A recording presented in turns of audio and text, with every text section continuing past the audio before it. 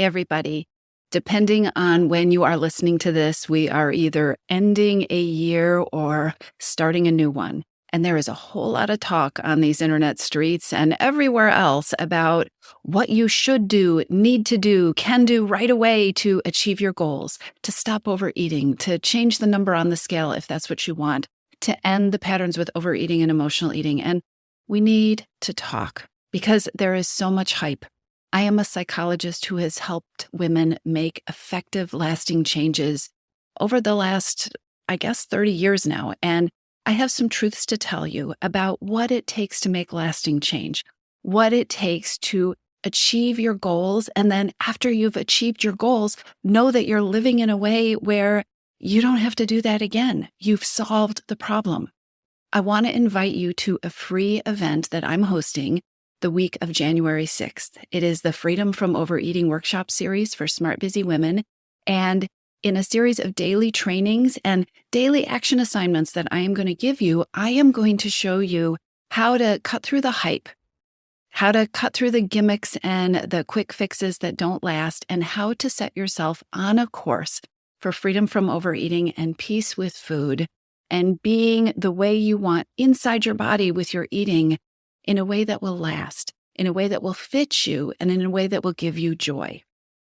All you need to do to attend or to access the replays, if you can't attend, is go to toomuchonherplate.com/register. toomuchonherplate.com/register. The link is also on my website, so you can find it there, but it's toomuchonherplate.com/register. That will get you all the information that you need to attend the workshop series or, again, to access the replays. Because you know what? I know you're tired of going in circles, and I know you're tired of starting over again every January. Let's do it the smart way this time. Let me show you how. Go to toomuchonherplate.com/register.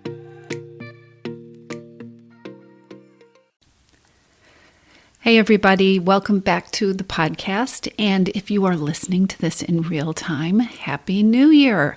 This episode is slated to come out on January 1st. So I know it is the time of year when lots of people are thinking about, okay, what am I going to do this year? What am I going to try? What am I going to start? What am I going to let go of? What am I going to change?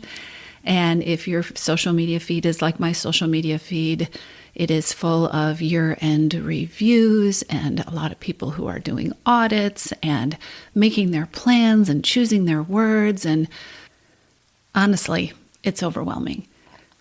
I want to share with you that I have been on vacation for the last week. I hope you have taken some time off as well.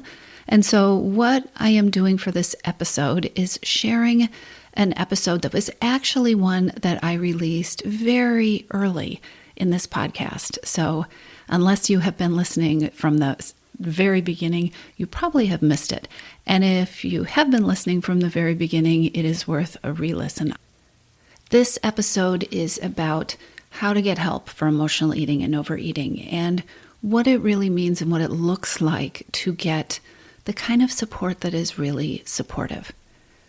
This is a really important topic, especially I think for high achievers who tend to be very independent, and actually for any woman who's been raised around diet culture, because there's so much guilt and shame that encourages us to keep our struggles with food private that often there's this reluctance to get support, particularly if it's the support of more than one person, like a group program, for instance, like You're Missing Peace, the program that I run.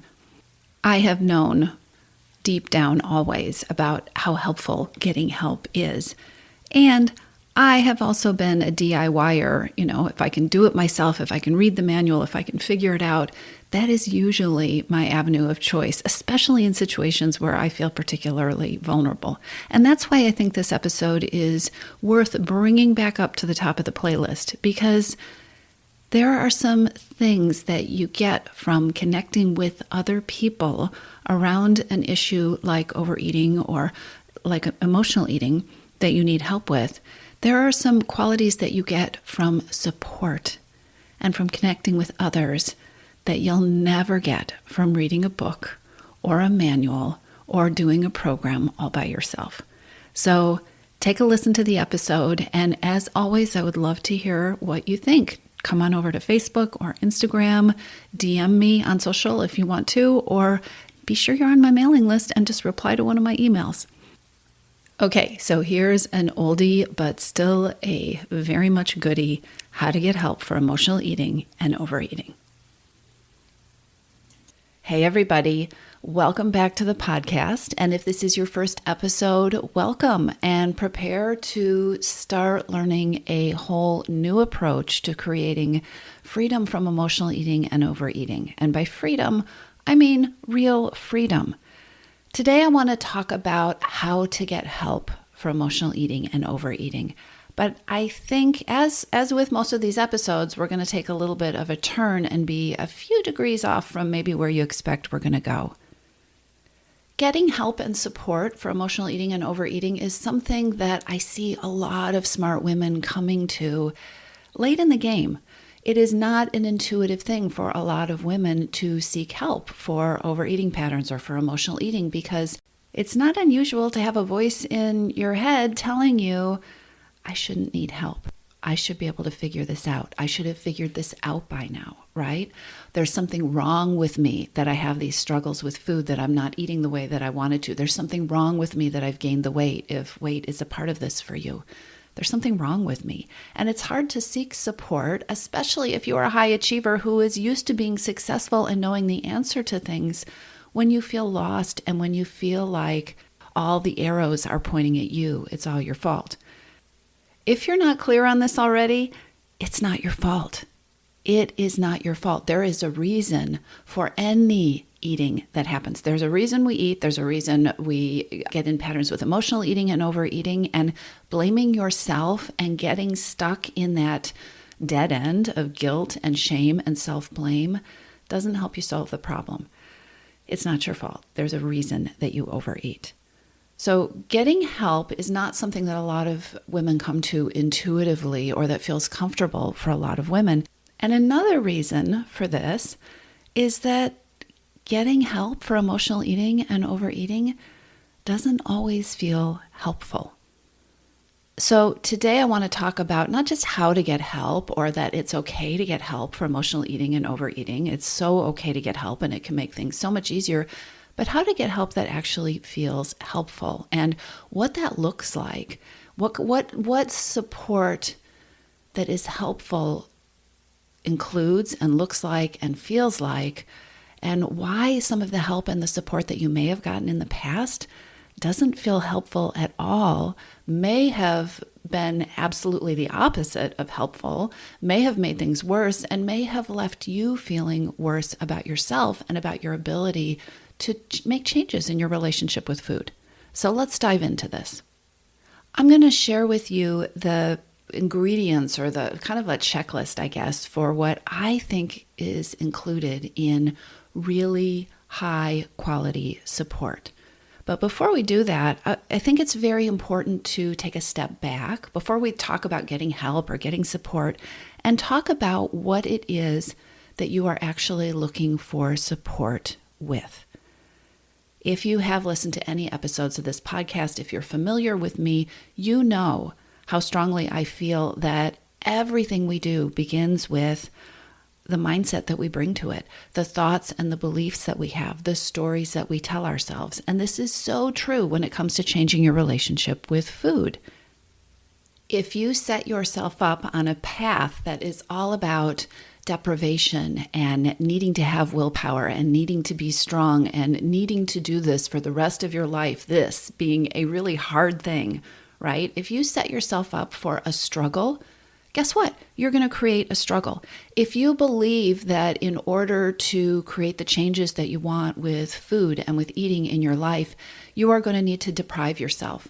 If you believe that you are going to need to give up something that is very important to you or that you're going to lose out in some way, if you believe that this is always going to be hard for you or that it is harder for you than it is for other people, if you believe that food is what gives you the reward that you need or the comfort that you need, and that it's going to mean being strong and doing without those things, you are going to be creating a path that is based on deprivation and not much pleasantness, and a path that requires a lot of strength and willpower and fortitude, and is one that is difficult to imagine maintaining with joy for the rest of your life, right?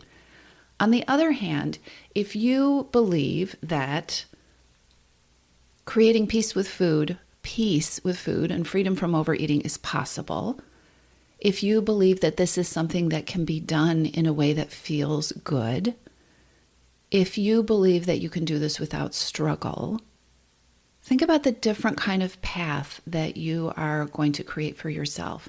Think about the different options that might feel possible for you.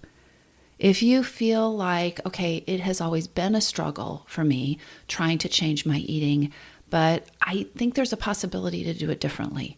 I think there's a possibility to get past the struggle.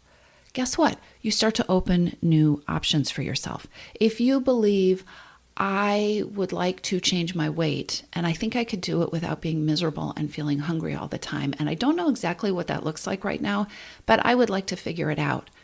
Guess what kind of different path you're going to create for yourself versus if you think, I am going to really need to struggle and go hungry and be miserable, and this is going to be really, really hard. So when you are thinking about getting help for changing your relationship with food, getting help for emotional eating and overeating, the foundation of that is really thinking about what are the thoughts and the beliefs and the values and the stories that you want support with.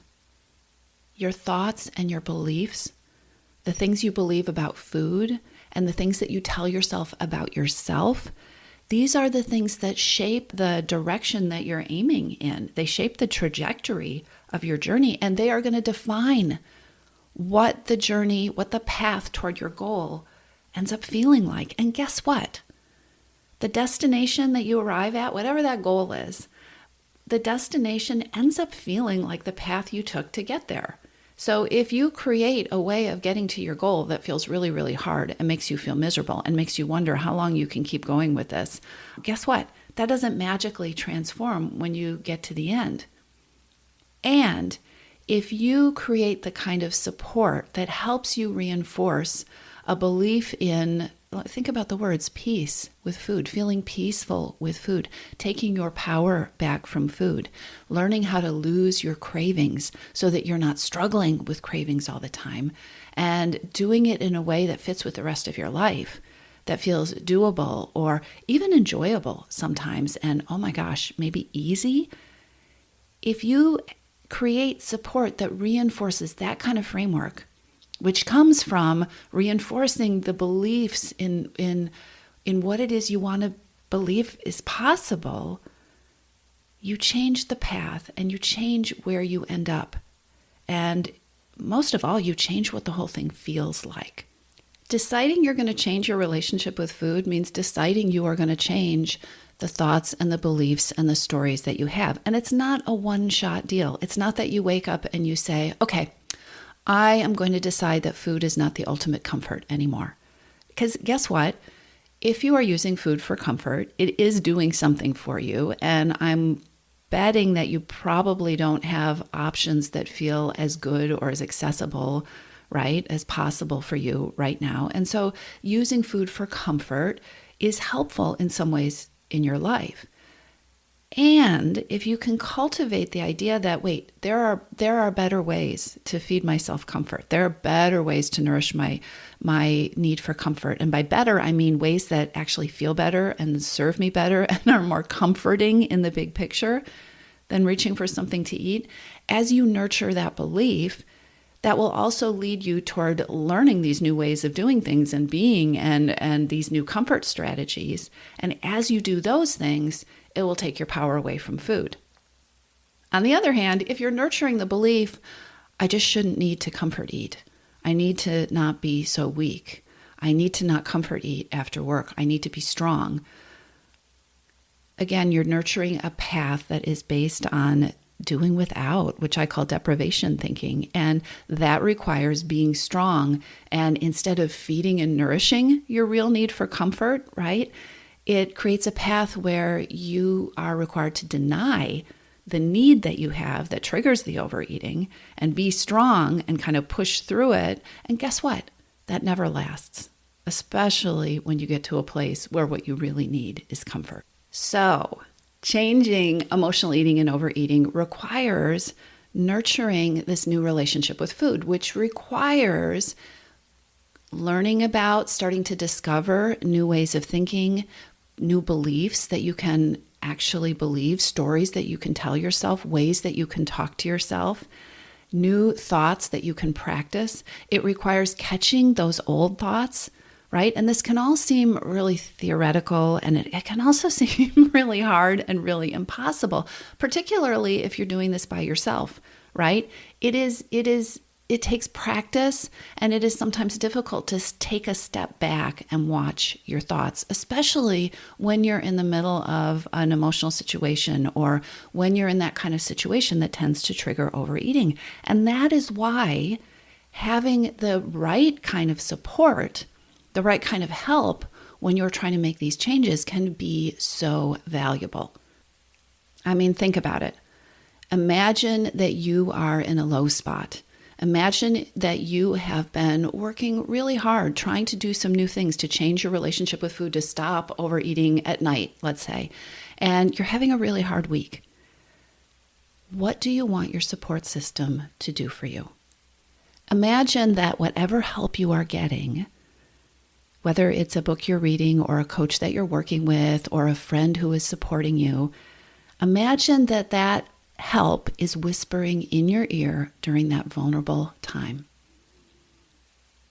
Can you see how critical it is to think about what do you want them to be whispering? When you are feeling vulnerable, when you're feeling most in need of help and support, what are the things you want them to be whispering in your ear? Do you want them to be reinforcing that old diet thinking? Do you want them to be reinforcing the deprivation thoughts, right? You can do it. You just need to be strong. I know you screwed up, but we'll start over on Monday. Maybe if you cut your calories or your points or your carbs or whatever it is just a little bit more this week, maybe if you just get a little hungrier, we can help you reach your goal. Is that what you want them to be whispering? What if instead the people who were helping you, or the program that was helping you, or the resources that were helping you were whispering and reinforcing thoughts like, okay, wait a minute. You took a misstep, but it's not the end of the world. And actually, maybe this can be helpful. Let's take a step back and take a look at what happened here. Why did you eat that whole bag of chips this afternoon? What was going on? How is it different from yesterday? If you could take a deep breath and think about it, what do you know about what you were needing when you ate that bag of chips? If you hadn't been mindlessly eating, what would you maybe have been thinking about? What would be different for you if you had those kind of voices and messages being reinforced in your ear instead of the constant deprivation and diet mentality talk that most of us are exposed to over and over and over again through the media, through advertisements, through weight loss programs, and through diet culture? Creating real peace with food, putting an end to emotional eating and overeating that doesn't work for you, you being the CEO of all of this stuff, is absolutely possible. And it does not start by doing the same old thing over and over again and creating a team behind you that will help you say, you can do it, you can do it, go you, right? Creating that kind of freedom from emotional eating and overeating happens by nurturing a new relationship with food. And that calls for reinforcement and repetition and reminders of new thoughts and new beliefs and new approaches to food. The old ones in your brain, those old paths, the neural pathways in your brain, your ways of thinking, have been so reinforced and they're very comfortable. And so one of the most powerful things that help can provide for you is that reinforcement, that repetition, and those reminders that there's a different way to do it. So let's go over this support checklist because I think it would be helpful. Let's use that to look at your current environment and the kind of support that you are or aren't getting so that you can start identifying what's helpful, what you would like more of, And also so you can start seeing the places that might be reinforcing exactly the things you don't want reinforced, right? Where it might be helpful to set some boundaries, and where boundaries, cutting out some of the noise and the static and that reinforcement of the old ways of thinking, might help you get where you want to go, and might help you start reinforcing those pathways toward real freedom and peace and ease and the kind of thinking that serves you and the relationship with food that you want to have. So let's start by thinking about, what is your support system? What is the help that is available to you for changing your relationship with food? Let's start really simply with who is in your corner. Who's in your corner? Who can you rely on to stand with you and to support you in your current goal, right? And who's in your corner whispering stuff that isn't very helpful to you? Who are the people who want you to achieve what it is that you want to achieve, who get it, or who are willing to get it? And who is in your corner who doesn't get it, right? That's important to know. And it doesn't mean they're bad. It doesn't mean they don't care. We have all been brainwashed by diet culture and diet thinking and this scarcity mentality, right? And having someone in your corner who can whisper the helpful things to you is so powerful, as is having somebody in your corner who's whispering the stuff that takes you in exactly the direction you don't want to go. Another piece of help is accountability. So who holds you accountable? Let's ask that question first. Who holds you accountable? And also, what is the type of accountability that is helpful for you? What do you want to be held accountable for or on? And what isn't helpful? There is so much unhelpful accountability out there when it comes to overeating and emotional eating. When I'm asking you to think about helpful accountability, I am not talking about the self-appointed diet police out there, right? There are a lot of people who are misinformed or, that may have the best intentions in the world, but who seem to think that somehow pointing out to you what they think you ought to be doing with food is somehow helpful, right? I'd invite you to consider accountability in a different way. Who is willing to hold you to your goals in a kind and helpful way? Who is there who is willing to hold you to your goals, who is willing to see that destination with you and help you stay on the path that you want to be on in a kind and helpful way? Who's out there for you?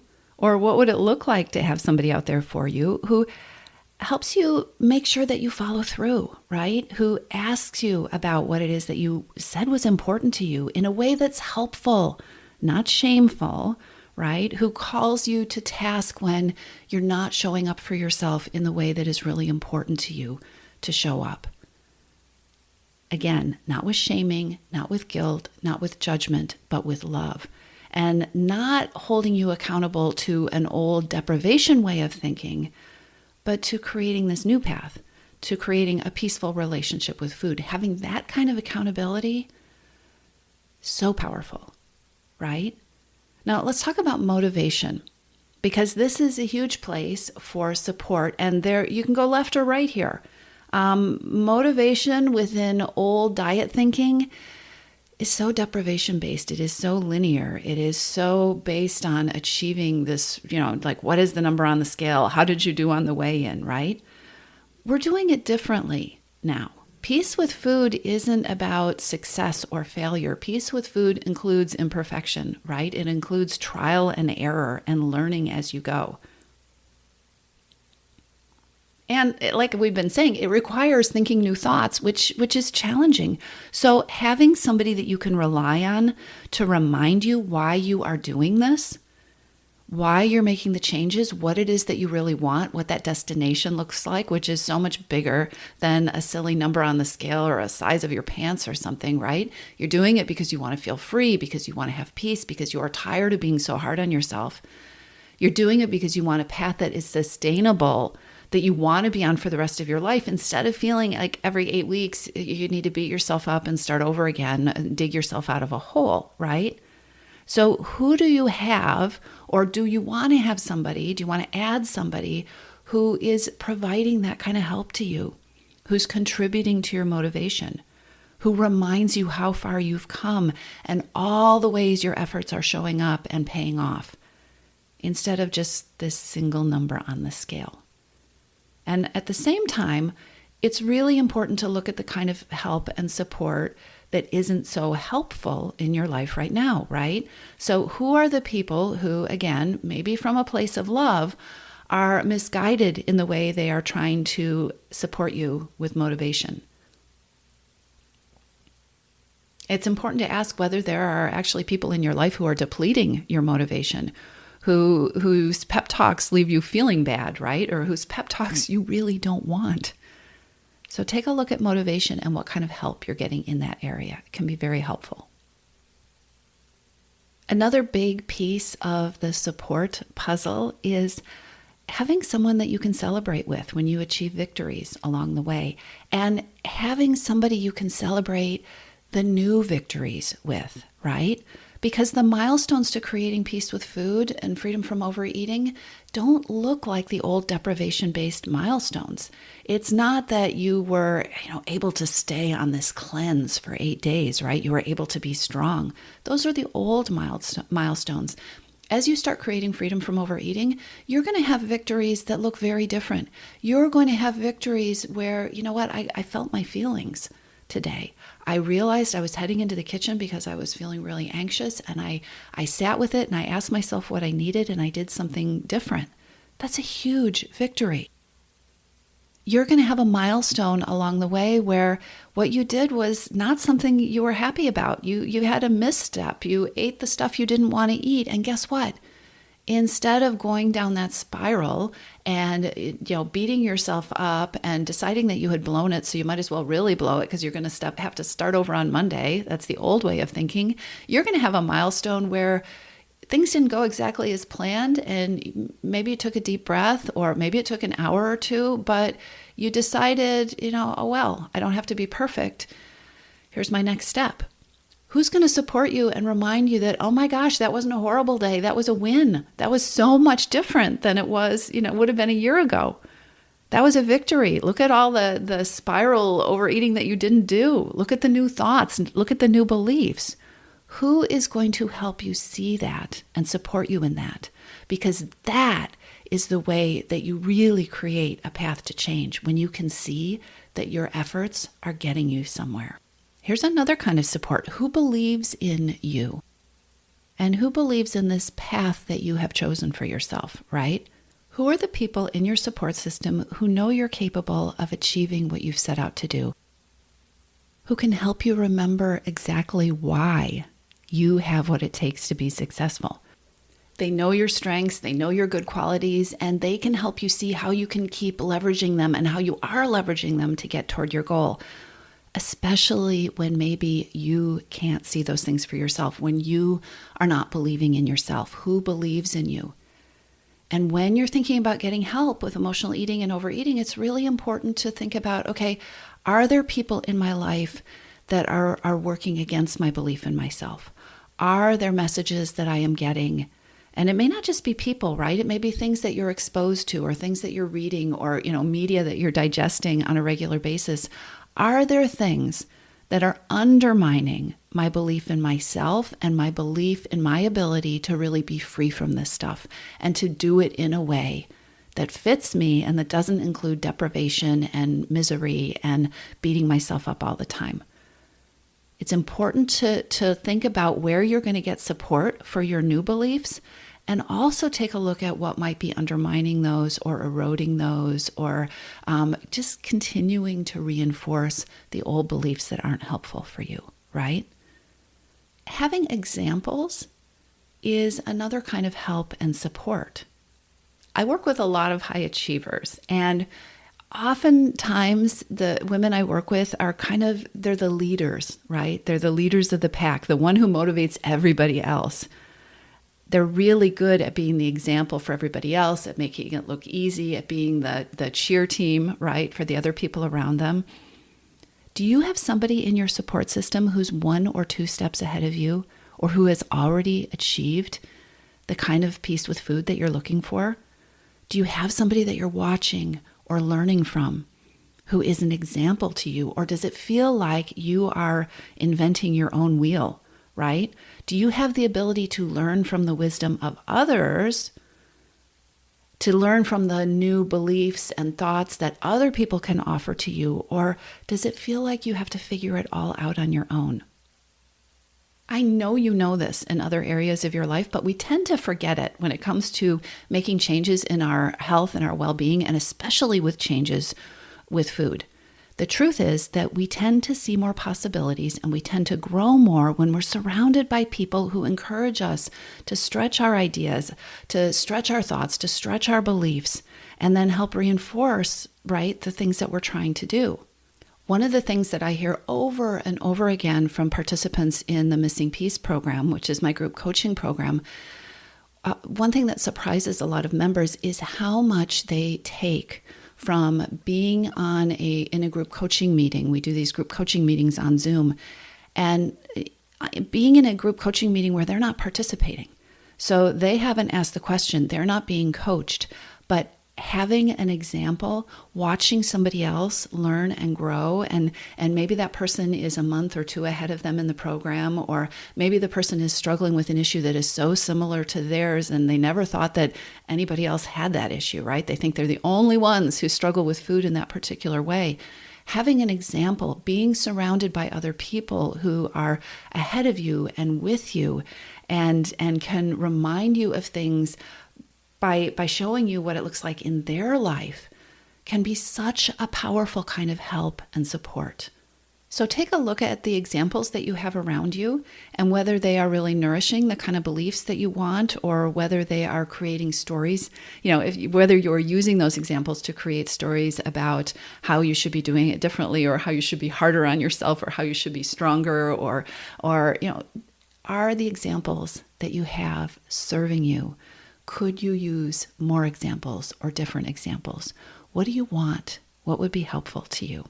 So, as we talk about how to get help, I want to ask you if you've noticed how much of this struggle with food goes on in private in your own head.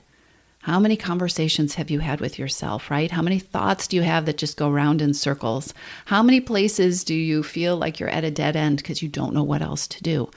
When you are looking at getting help and changing your eating and creating a different path for yourself with emotional eating or overeating, it's really important to ask yourself, who's your sounding board?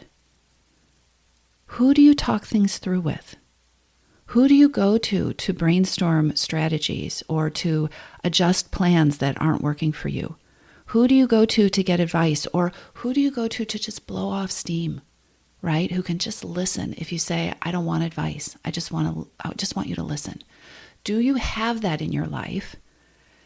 And is that sounding board that you have, or whatever you're using right now for a sounding board, is it working for you? Give yourself permission to ask yourself that. Is it working for you, or would you like something different? Guess what? Sometimes you can get something different just for asking for it. Sometimes your sounding board just needs to be told, hey, I don't want advice right now. I just want you to listen to me talk. Can I just run this by you and I just need to decompress? Sometimes a sounding board can do that for you. And all of us have had the situation where we have a sounding board that really isn't a sounding board. Maybe they just want to hear themselves talk, or they don't know how to be helpful, or they feel so strongly about their own agenda that no matter how much they care about you, they just aren't capable of being helpful to you.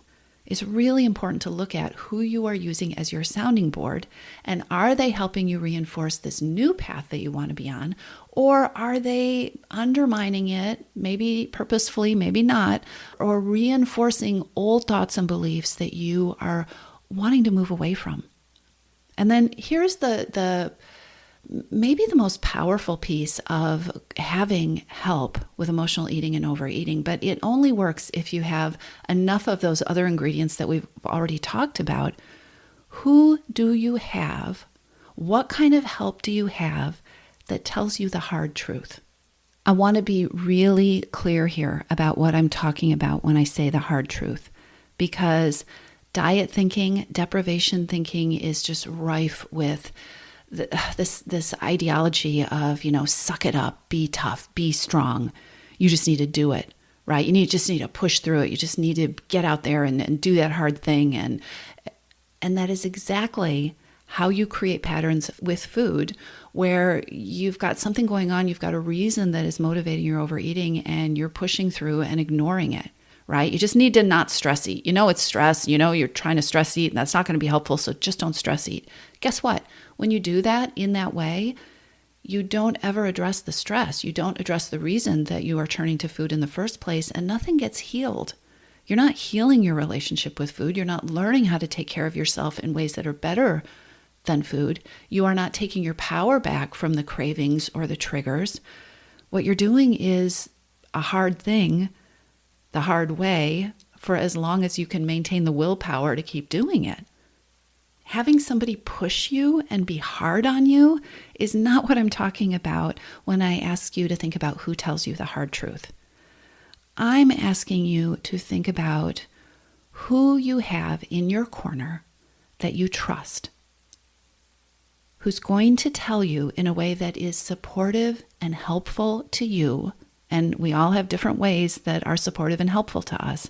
But who do you have that you trust who's going to tell you in a supportive and helpful way when you're missing the boat, when you're getting in your own way, when you're telling yourself stories that aren't helpful to you, when you are rationalizing in the way that only high achievers can, right? Talking themselves out of a situation in a way that just isn't serving them.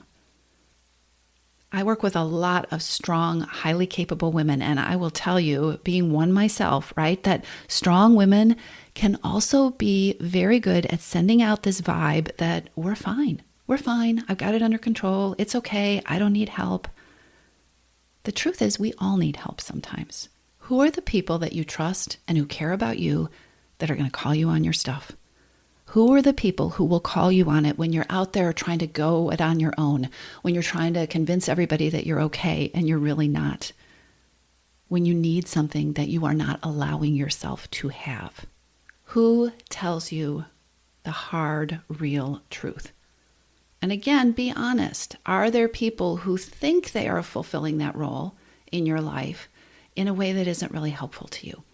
Because there is high quality support, there is help that is really helpful with emotional eating and overeating, and there is help, in quotation marks, that is exactly what you don't need right now. Take some time to think about what kind of high quality help you are getting, what the help and support is that's available to you that is going to help propel you toward the goals that you have with food and with eating and creating a different relationship with food, and give yourself permission to be honest about what isn't working for you and where you would like changes. And as always, if you would like support, if you would like coaching, if you would like to work with me and the group of women who are a part of your missing piece, then join us. We'd love to see you there.